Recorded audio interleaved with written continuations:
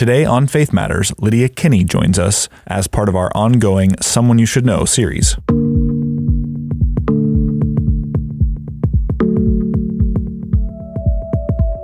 I'm Seth Weber, and you're listening to Faith Matters, a podcast designed to help you think biblically in matters of the Christian faith and keep you updated on matters of Faith Bible Church.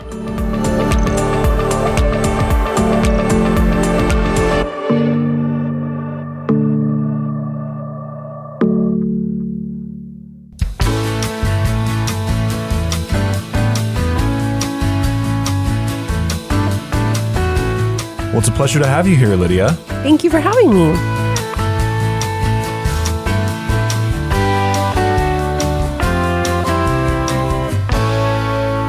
So, Lydia, we are here to get to know you today. You are someone that we should know. Can you tell us about where you grew up, where you were born, and sort of your childhood? Sure. So I was born in Banning, California, which is a little town south of Los Angeles. And then when I was almost 4 years old, we moved to Deary, Idaho, a little town of 500 people. Okay. And my dad, he pastored a small church there in Deary, Idaho. And my dad was a pastor of small churches in small towns, part of Village Missions. Okay. And so he got this job in Deary, and we moved there in the early 90s. And so he pastored that church for about 5 years. And then when I was almost 9, we moved into Moscow, Idaho. And I lived there for about 4 years. Then we moved to Bakersfield, California for a year. Wow. So you guys were moving around quite a bit. All over the place. Yep. And then we moved to Spokane when I was a sophomore in high school. So back in 2002. And did you guys come to faith immediately after that? We did not. So when we first came to Spokane, we were looking around at different churches, and we did visit Faith, but because my dad had pastored small churches, we were more comfortable with smaller churches. Totally. And we thought, Faith seems kind of large. True. So we went to a different church. We went to Trinity Baptist Church for 6 years. And then after 6 years, my parents decided to come here to Faith. And at first I was still kind of invested in Trinity, but then some things changed and people moved. And so I realized I needed a different church for my spiritual growth. I was around college age at the time. So I decided to come to Faith. And it took me a little bit of time to get involved. That was on me. I should have gotten involved sooner, but I just was, kind of sitting back for a bit. But then I got involved in college ministry and different things like choir and doing stuff up front on stage and stuff. So, and you've sort of been involved in college ministry ever since. Yeah. Tell us about your involvement in college ministry. Sure. So I was, when I was a student in college, it took me a long time to figure out what I wanted to do. So I was in and out of college. I didn't do the traditional 4 years and then you graduate. So I would go to college, to the community college, take some time off, and then decide to go back. And eventually I finished at the Falls and transferred to Eastern. But in that time, I was coming to Doxa and coming to college retreats and whatnot. But it wasn't till about my last year of college that I got more involved. And then because of that, when I got to the end of it, Jared Gilcher asked if I wanted to join staff. And I thought, these are my people and I love it. And college was a really formative time for me and figuring out who God made me to be and just trying to figure out big life decisions. And so I wanted to be able to pass that along to college ladies and mentor them. And so, except for 1 year when I took a year off from college ministry because I thought I couldn't handle it, but then I missed them too much. Then I came back and I've been there since then. So I've loved it. All right. Well, let's jump back a little bit, back to your childhood. Yeah. Think back a little bit. Do you have any fun memories of childhood? You had a lot of siblings. I'm sure there was some fun stuff that happened. Yeah. Tell us a story. Sure. So I have 5 older sisters and a younger brother.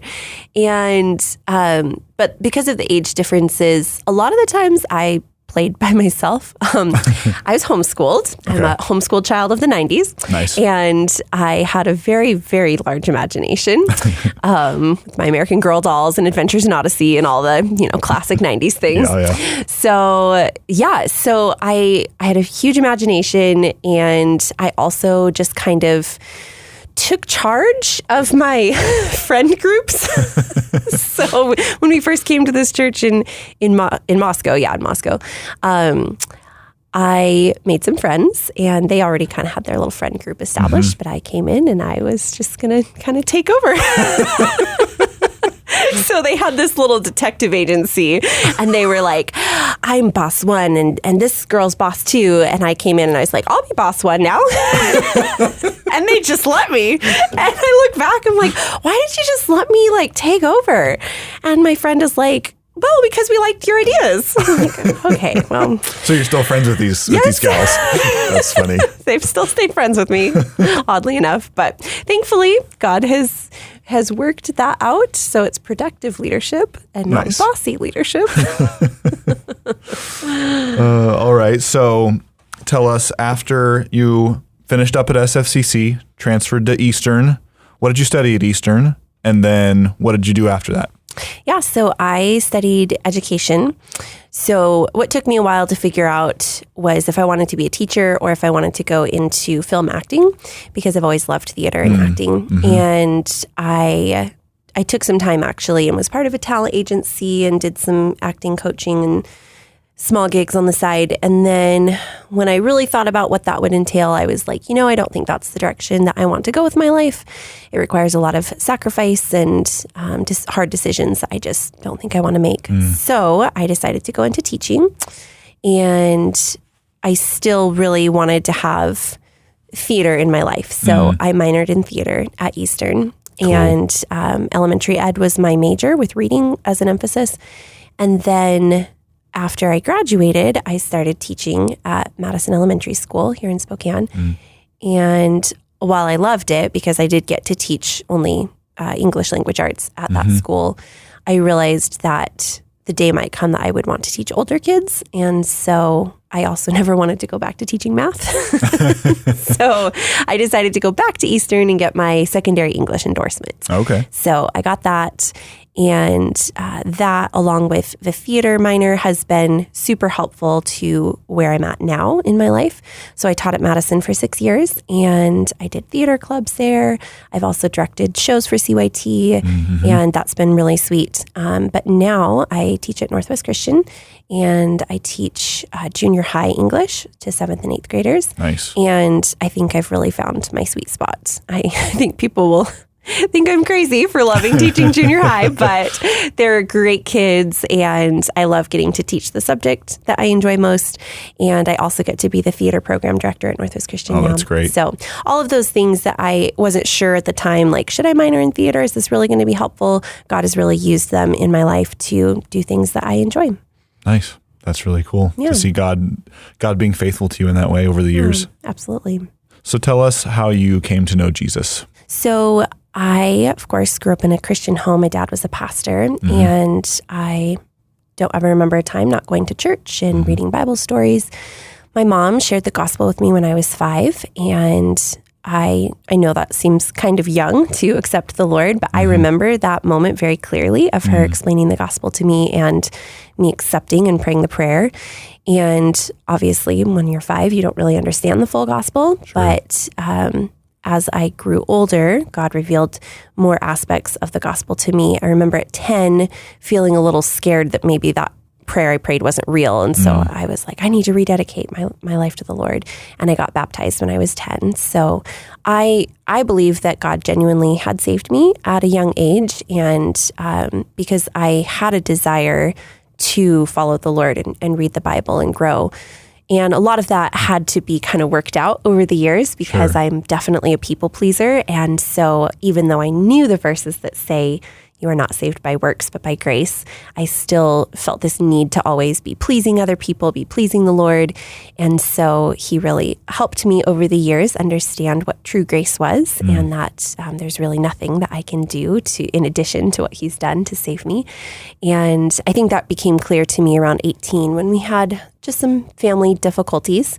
And I realized that I am just as much a sinner as everyone else. And my pride and self-righteousness was just as offensive to God as anybody else's sin. And so that was, I think, a pivotal moment in my life where the grace of the gospel became real to me. But I don't doubt that the Lord has been sanctifying me all the way through, and it's been sweet to see how he's used different people in my life since childhood, mentors in high school and in college, and even now to help me become a woman who follows the Lord. Wonderful. So what has God been teaching you lately? Yeah, so I think that God is so faithful to teach me things all the time.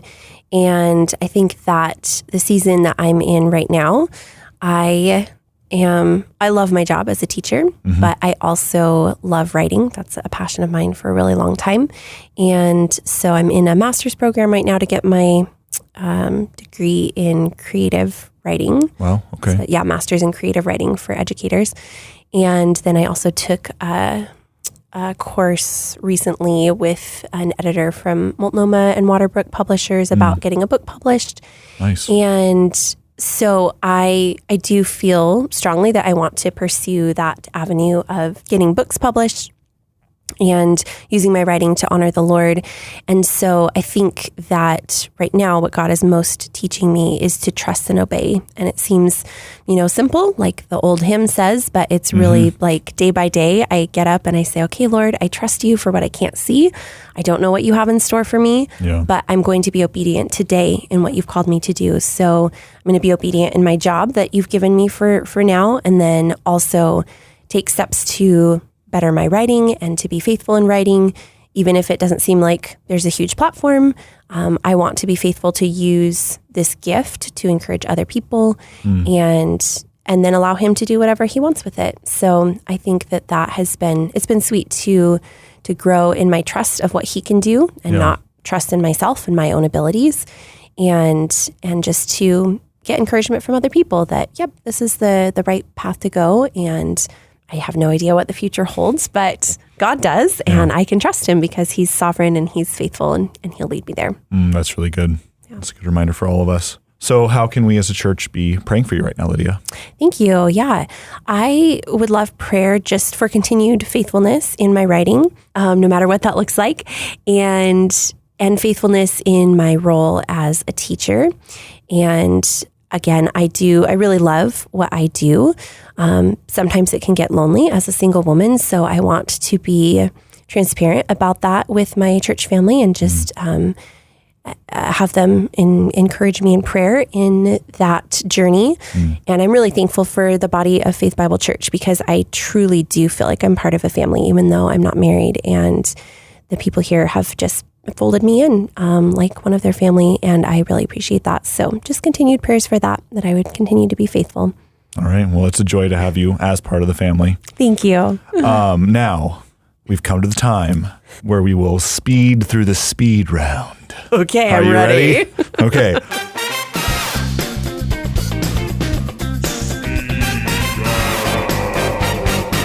Cats or dogs? Dogs. Pineapple on pizza? Yes. Do you have any pets? I do. I have a dog named Daisy. She's real cute. Favorite book besides the Bible? Anne of Green Gables. Favorite band? I think I would say for worship music, I like City of Light and Shane and Shane. And then for other types of music, I like Need to Breathe, bands like that. Nice. Favorite movie or TV show? Favorite TV show is The Office, of course. Nice. Favorite movie, I would say Pride and Prejudice, the Keira Knightley version. Okay. Controversial. I know. Hot take. Best surprise gift you've ever gotten? One of my favorites was tickets to Hamilton. If you didn't have to sleep, what would you do with all the extra time? I would write so much. I would write a novel. I would write so many books. All right, last question. Favorite place to eat out in Spokane? I like Twigs, but also my brother is a cook at the Wild Sage, so he can just cook that kind of food for us at home, which is great. So you don't even have to eat out to eat out. I know, it's wonderful. Nice. All right, well, thank you so much for joining us, Lydia. Thank you so much for having me.